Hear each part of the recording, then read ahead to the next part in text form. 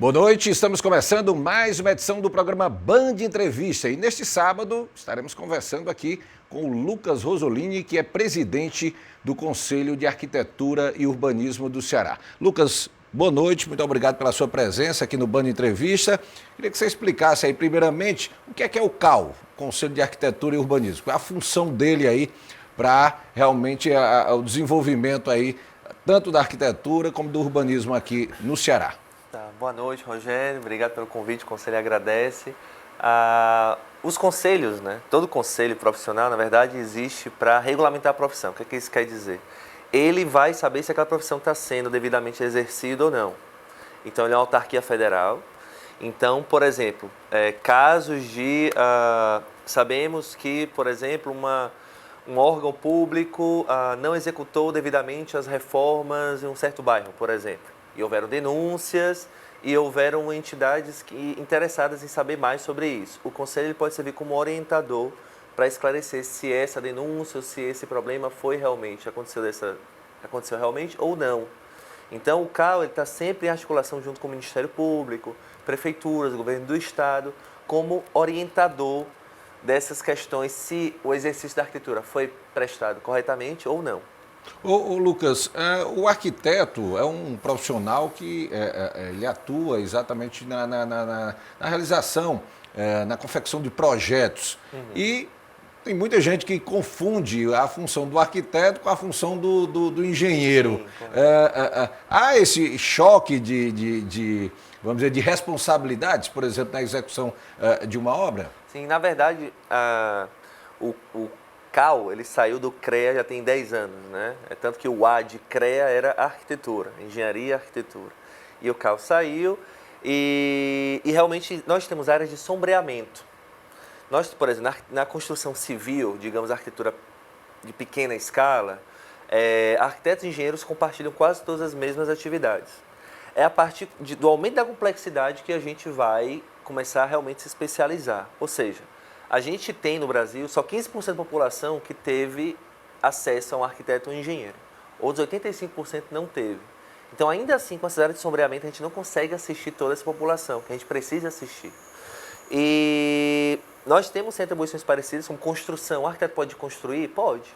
Por exemplo, eu sou arquiteto e construtor. Tivemos cadeiras para isso, né? Curso para isso. Mas, por exemplo, eu não posso fazer um projeto de estrutura de uma ponte. Eu não tenho habilidade para isso. Meu colega engenheiro vai ter. E, assim como meu colega engenheiro, ele vai saber alguma coisa de projeto, mas não vai conseguir, por exemplo, projetar um hospital devidamente por causa da complexidade desse hospital.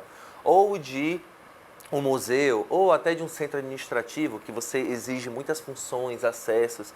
Então, a gente tentando simplificar, a gente fala que a engenharia tem uma ligação mais forte com a quantidade. Enquanto a arquitetura tem uma ligação mais forte com a qualidade da edificação. Porque, por exemplo, ventilação, quem é que é formado para se preocupar com isso? A arquitetura. A acústica, quem é que tem formação para se preocupar com isso? A arquitetura outra vez, né? Claro que temos engenheiros que trabalham com isso também. Mas a questão da estética, a questão, por exemplo, de o conforto da iluminação, se um lugar está realmente devidamente iluminado ou não. Então, muitas formações de conforto têm a ver com a arquitetura. E salubridade e saúde também. Por isso que muitas vezes essa questão do mofo, da umidade, acabam falando com a gente porque a gente estuda ventilação, conforto térmico e coisas do tipo. Agora, Lucas, no caso do arquiteto, quando ele é responsável por determinada obra, existe um limite até onde vai a responsabilidade dele no sentido de, por exemplo, de construir? Na verdade, é legal isso. Isso é um tipo de, como diz, uma lenda urbana. Não existe limite da responsabilidade. A gente discute muito isso. Quando eu sou responsável por uma obra, eu sou responsável pela obra toda. Mas é até um prédio de 4 andares, que eu já ouvi essa história. Não, não tem isso. Não, eu posso ser, Lucas, responsável técnico por uma construção de 20, 30, 50 andares, como o pessoal tem feito agora em Fortaleza.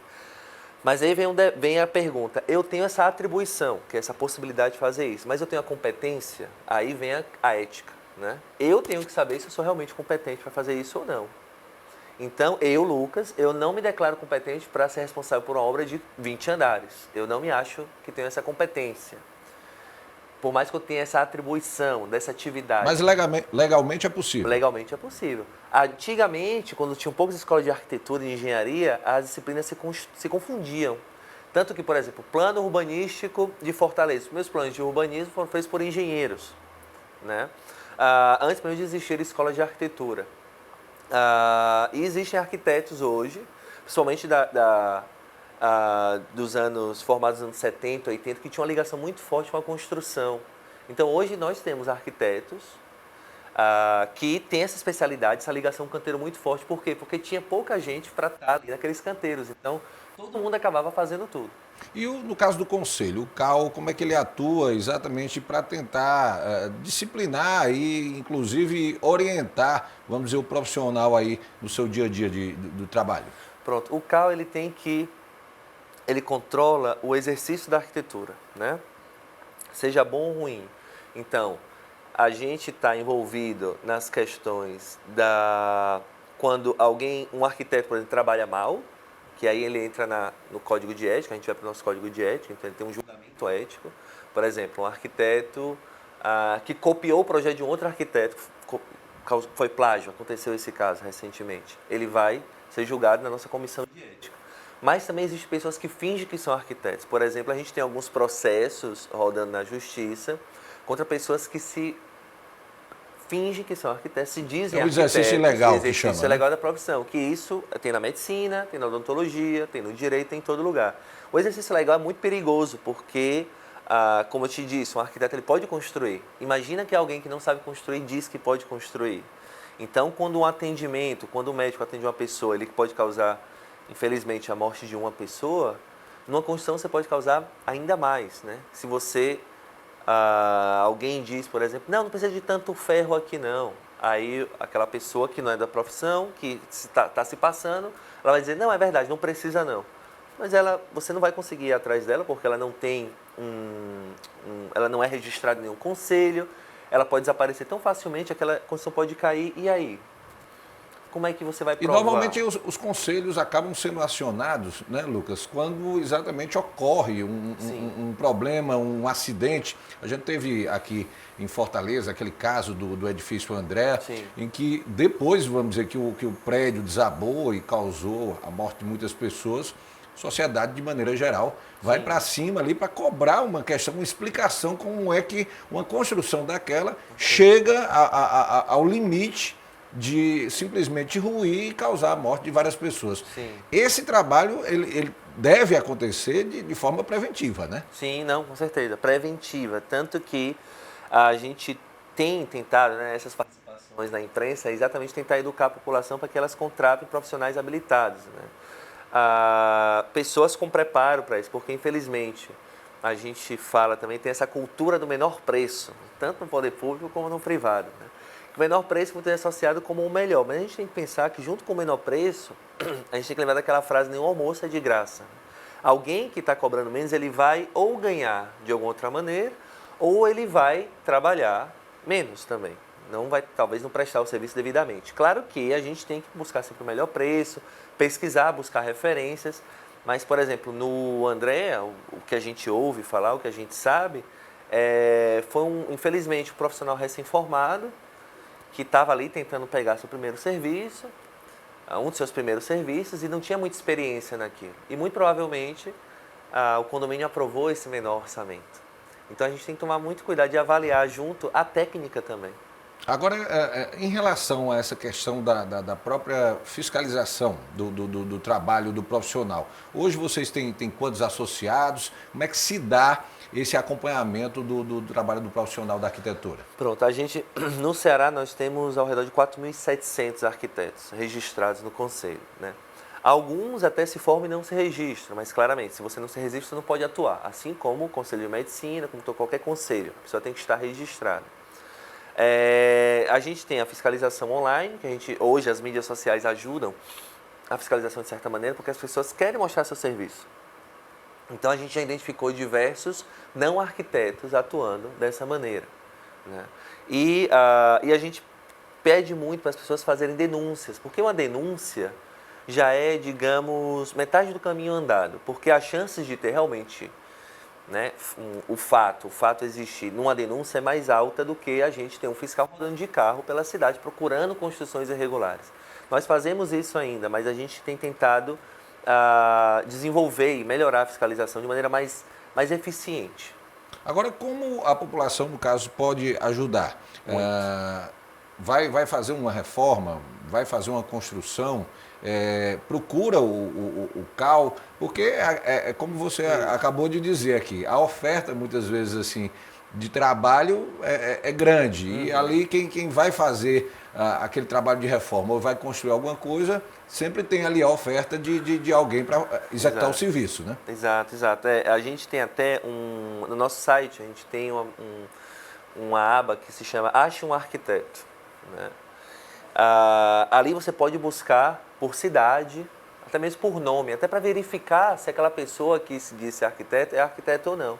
Então é muito fácil. A pessoa vai lá, vai no sistema, vai no Google, no mecanismo de busca, ache um arquiteto CAL, Conselho de Arquitetura. Vai aparecer isso. Então você vai poder verificar se a pessoa é realmente um arquiteto ou não. E caso você não conheça, você pode buscar um arquiteto na cidade. A gente ainda não tem delimitação por bairro, porque Fortaleza é uma cidade muito grande. Mas no caso do interior do estado é muito útil. Eu estou, por exemplo, em Guaiúba. Quero fazer uma pousada. Por que não fazer uma pousada em Guaiúba? Quero contratar um arquiteto. Você pode procurar nesse sistema e tentar encontrar as redes sociais dessa pessoa, outros canais de comunicação para você ter um profissional habilitado com você. Lucas, eu vou pedir aqui um intervalo rápido, daqui a pouquinho a gente continua aqui batendo um papo aqui com o Lucas Rosolini, ele que é presidente do Conselho de Arquitetura e Urbanismo do Ceará. Um intervalo rápido, eu volto já já.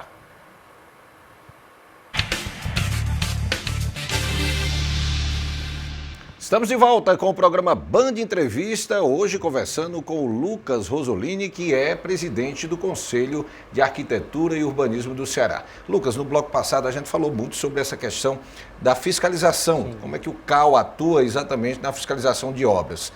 Vocês definem um planejamento de atuação, trabalham em cima de denúncias, como é que se dá?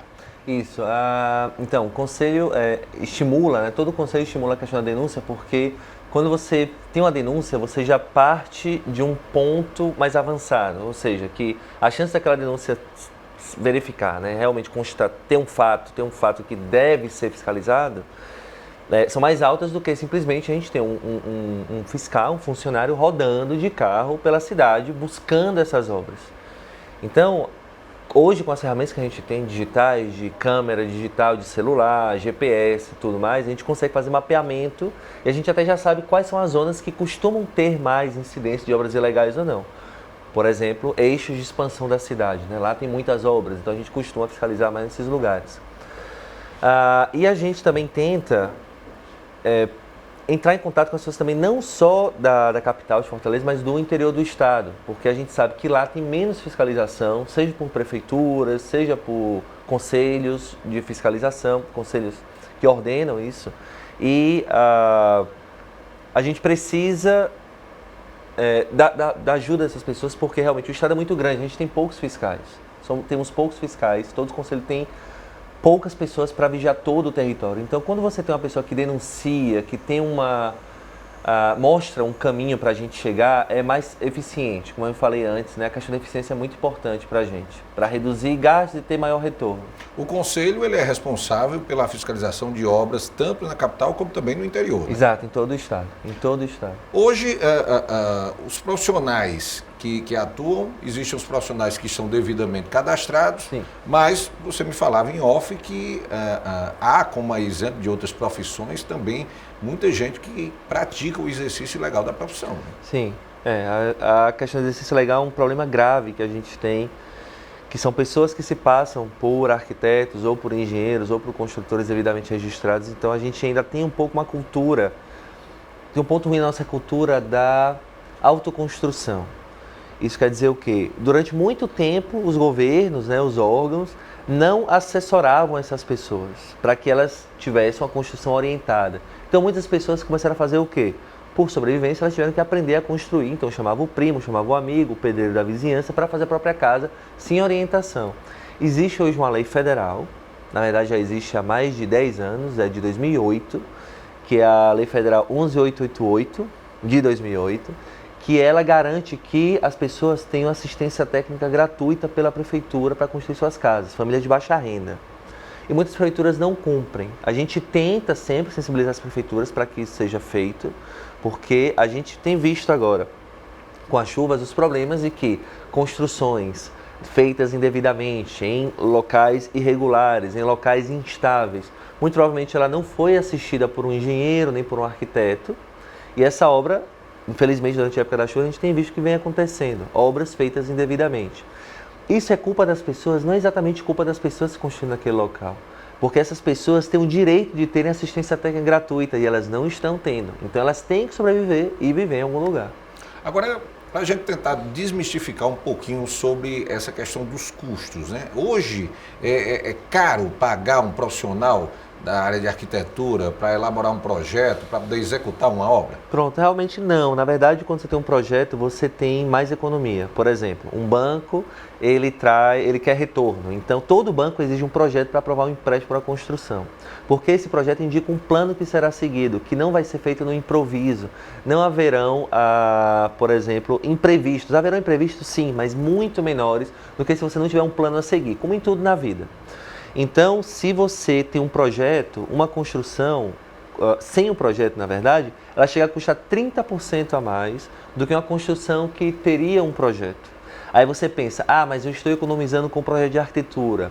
Sim, você está economizando? Na verdade, não, porque você está perdendo, porque aquele projeto chega a custar, em média, uns 10% da obra. Vamos dizer assim, dependendo da obra, tá? Obras maiores custam menos, obras menores custam mais.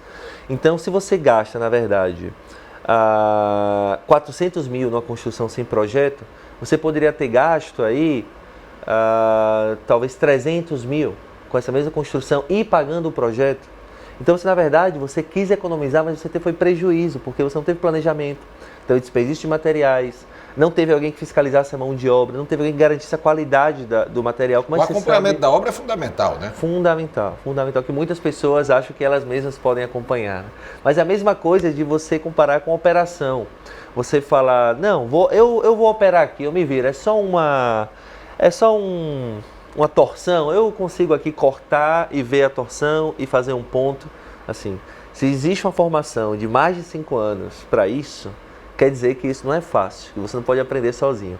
Tem pessoas que aprendem certas coisas sozinhos. Tem construção, você sabe, talvez assentar um revestimento, fazer uma tomada, fazer uma extensão, mas o entendimento de todo o processo é muito importante você ter um profissional. E a chance de dar errado, se você não tiver, infelizmente, são muito altas. E até porque tem a obra como um todo, né? Você tem que se preocupar com vários fatores, a questão elétrica, hidráulica, tudo isso pode fazer a diferença, né? Segurança no trabalho, que as pessoas não se preocupam muito. Se você tem uma obra sem um arquiteto, legalmente, você é o responsável por tudo que acontece naquela obra, o proprietário. Então, se alguém se acidenta ali, a responsabilidade é sua, do seguro, de cuidar daquela pessoa. Então, você pode receber até um processo, porque você não cuidou da segurança na obra. Você não garantiu que as pessoas usassem capacete, usassem bota, que elas seguissem protocolos de segurança, por exemplo. Você vai mexer numa instalação elétrica, alguém verificou se está desligada essa instalação elétrica para que a pessoa não fosse eletrocutada? Então, tem muitos procedimentos de segurança também que está incluído no acompanhamento de obra. Agora, Lucas, pegando esse gancho aí, dessa questão até de segurança, hoje quais são as principais irregularidades que o Conselho de Arquitetura e Urbanismo normalmente identifica numa obra que muitas vezes pode não estar sendo conduzida por um profissional habilitado ou simplesmente está sendo construído num local inadequado, por exemplo? Olha, a gente nota muito, para você verificar essas obras inseguras ou irregulares, muito próximo a áreas de proteção ambiental, né? Florestas, parques, riachos, cachoeiras. A chance disso estar irregular é muito alta, porque é uma área de risco, provavelmente uma área de risco, além de ser uma área que necessita de preservação. Outra questão, dentro da área mais urbana, a gente verifica também a questão dos recuos. Pessoas que toda casa tem que recuar um pouquinho da frente e dos lados. Esse é o padrão da legislação de Fortaleza e da grande parte dos municípios do estado, porque nós estamos num estado muito próximo do Equador, que é muito quente e úmido, né? Na praia e seco no interior do estado. Então a gente precisa de caminhos para que o vento passe. Então uma construção que ocupou 100% do terreno, a chance dela estar irregular é muito alta. Ou então uma construção que colou na calçada ou que ela tenta cobrir a calçada, que já não pode mais isso, ela está ocupando uma área que não deveria estar ocupando. O que pode também causar acidentes com fiação, com postes e coisas do tipo, né? Curvas, áreas de manobra de carros e caminhões.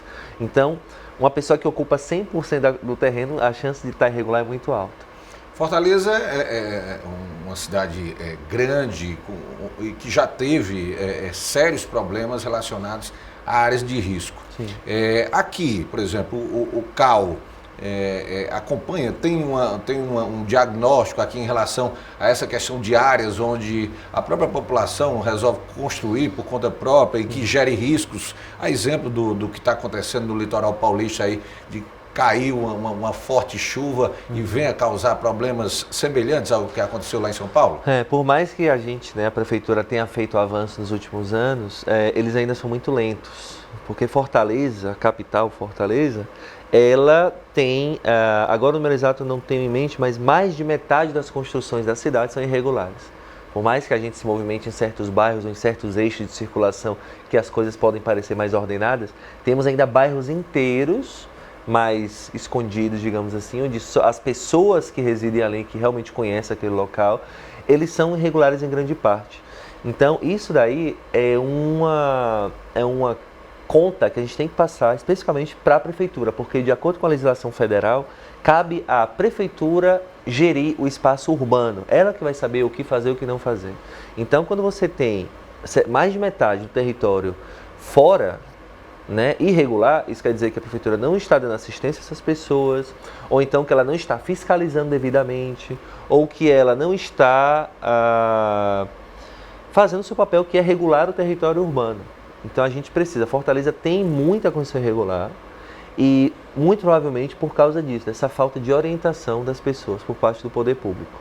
Mas ainda há áreas, vamos dizer assim, que gerem tipo de riscos de acidentes. Aqui a gente não tem grandes morros que possam gerar problema de deslizamento, mas essa coisa da construção, quando ela é feita de forma irregular, pode vir a ter um problema de desabamento. A gente tem, nessas épocas, a gente vê muito esses grandes acidentes, as grandes tragédias, infelizmente.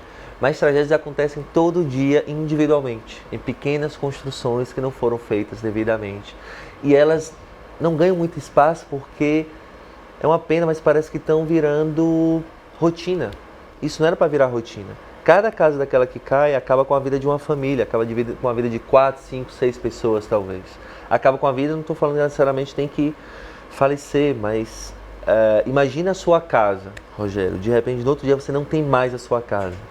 E você não tem recurso para fazer uma nova casa ou comprar uma nova casa. Começar do zero, né? Isso é uma coisa que pode realmente desestabilizar durante muitos e muitos anos a vida de muitas pessoas. Isso vem acontecendo ainda. Não precisa, como eu disse, ter essas grandes chuvas. Nós temos regiões de dunas, que algumas pessoas ocupam dunas indevidamente e aparecem rachaduras, a Defesa Civil condena, ou então condomínios inteiros, como o edifício André, que a gente citou, eles têm rachaduras e ferragens que estão enferrujando há muito, muito tempo. Se a ferragem ela enferruja, ela vai ficando mais fina, ela vai descamando. A gente já viu aquela casca de ferrugem que cai. E há um ponto que ela perde a resistência dela de maneira que não tem mais como restaurar. Então a Defesa Civil, por exemplo, interdita essas casas. E as pessoas não têm para onde ir, muitas vezes. Porque não teve alguém inspecionando essas casas, fiscalizando para que elas estivessem em bom estado. A gente precisa disso também. A ação, ela, como a gente já teve a oportunidade de dizer aqui, precisa ser preventiva, né? Isso. E a prevenção, como eu estou dizendo, regulação do território municipal é da prefeitura, do poder executivo. O que o conselho faz? O conselho muitas vezes fiscaliza o poder municipal. Então ele não fiscaliza só os simples indivíduos. A gente fiscaliza também o poder municipal. A gente fiscalizou, por exemplo, a demolição irregular de um edifício que era tombado, que foi a Casa dos Gondim, no centro. Uma casa inteira de mais de, eu acho que uns 500 metros quadrados, ela foi derrubada em 2 dias. Uma das demolições mais eficientes que eu já vi na minha vida, infelizmente. E era um edifício tombado, protegido pelo poder municipal. Cadê essa pessoa que demoliu? O CAU foi ao Ministério Público e entrou com uma ação buscando satisfação sobre isso. O CAU participou também da questão do edifício São Pedro. O edifício São Pedro está praticamente abandonado de maneira intencional há muito tempo. São Pedro é aquele da Praia de Iracema. Tem prédio enorme, edifício São Pedro, tem aproximadamente 8 andares, enorme, e foi abandonado e quase que para que ruísse naturalmente. Isso não pode ser permitido, porque tem no Código Civil. Por mais que você não esteja ocupando aquele edifício, a responsabilidade do proprietário é garantir a segurança da sociedade. E o pior é que ainda tem ali moradores de rua que acabam ocupando ali de forma ilegal, mas que estão ali correndo risco. Né? Mas, Rogério, vamos ver assim, se alguém tentasse entrar na sua casa de maneira ilegal, você não ia deixar. Uma pessoa que tem um prédio de 8 andares, eu acredito que ela tenha recursos para impedir que pessoas entrem de maneira irregular. Então, eu não posso dizer isso com segurança, mas foi negligenciada a ocupação irregular desse edifício. Isso com certeza foi. E o Ministério Público está com isso também. Nós temos uma grande parceria com o Ministério Público. Então nós assessoramos em muitas ações relacionadas à habitação, ao plano diretor, ao patrimônio histórico. A gente dá assistência ao Ministério Público para que os pareceres deles sejam mais bem fundamentados. Então esse é um grande papel do Conselho, fiscalizar o exercício da profissão. Lucas, eu gostaria de agradecer, a gente está chegando aqui ao final da nossa entrevista e desejar aí muito sucesso à frente aí do Conselho de Arquitetura e Urbanismo. Muito obrigado pela sua presença aqui. Obrigado a vocês, e o Conselho de Arquitetura está disponível, pessoal, para tirar dúvidas, entre em contato com a gente na internet, Instagram. Tudo que vocês tiverem dúvidas ou denúncias, entre em contato com a gente ajuda vocês a esclarecer qual é a situação, tá bom? É isso então. Band Entrevista deste sábado vai ficando por aqui. Eu vou agradecendo a sua audiência e a gente tem um encontro marcado aí no próximo sábado. Até lá!